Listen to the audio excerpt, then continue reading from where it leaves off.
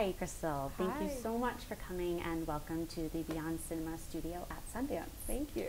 I have to say I really, really loved your movie. It's something quite unique. And first off, you got to tell me how you found those boys. I mean, were you just walking down the street and you ran into the one that got away? How did that happen? I was walking down the street, and this one of them, like, ran past me, and I was like, "Who's that kid?" And then another one, and six of them, and my instincts took over, and I ran after them, and I met them at a crosswalk, and said, "Hey, where are you guys from?" I said, "We're from Delancey Street." I was like, "I haven't seen you guys around." Because I'd lived in the neighborhood for about 10 years at that point. So I was like, it felt like I was like discovering a long lost tribe. Yeah. And they asked me, they said, "We're interested in," they're like, "What do you do?" I said, "I'm a filmmaker." They said, "We're interested in getting into the business of filmmaking." Precocious young ones. Yeah, and I was like, "Well, we can, look at some cameras or hang out." And so once you got into the process of actually deciding to document them and their lives and learn about their story, what was it like to be in that space with them? It was very magical. Yeah. It was, I mean, their energy was just very positive, and they were so excited about life. So when I first came into the story, it was really just about, like, their first steps into the world, and I didn't even really know that was happening, because I found out, like, a lot later what the backstory was.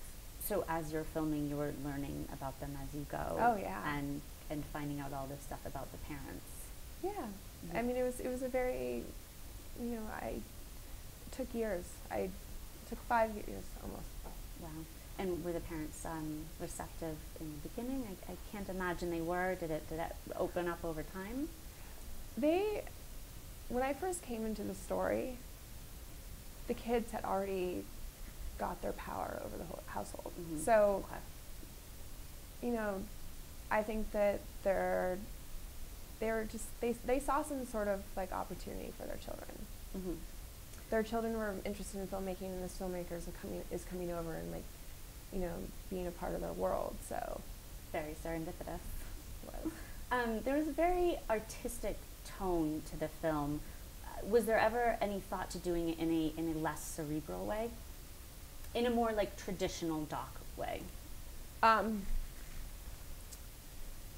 I think that throughout the process of the edit, we tried it that way, and it didn't really work.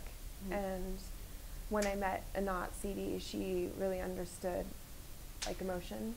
I think that is really, like, how we built the film, was on emotion. And it wasn't like, oh, this happened, this happened, this happened.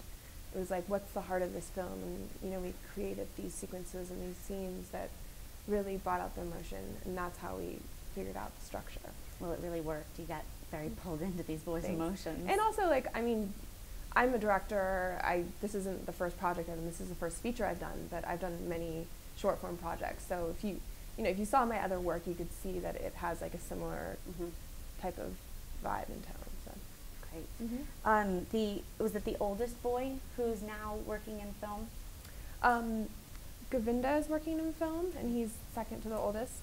Bhagavan, who's the oldest, he's a yoga teacher, and he's working at a hip hop theater group. Wow. Yeah.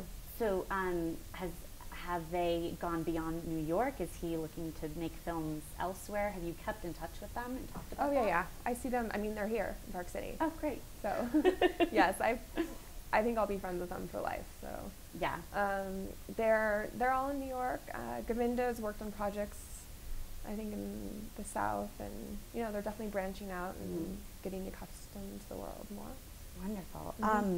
Lastly, if you had unlimited resources and were able to shoot anywhere in the world, where do you think you want to take your next story?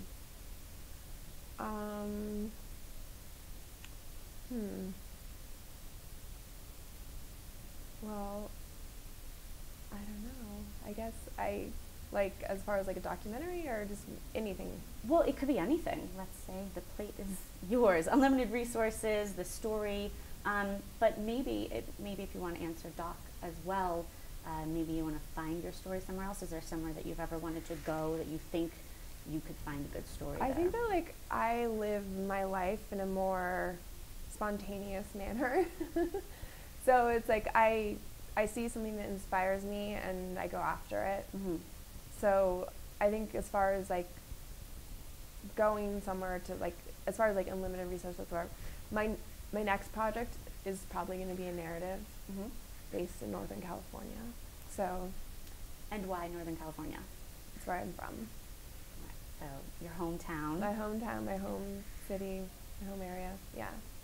Great. Anything aesthetic about that area that is going to draw you back there, or you just think it's part of the narrative of the story? It's a part of the narrative of the story. Alright. Yeah. Right.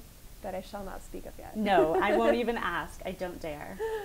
All right. But Thank you so much. you.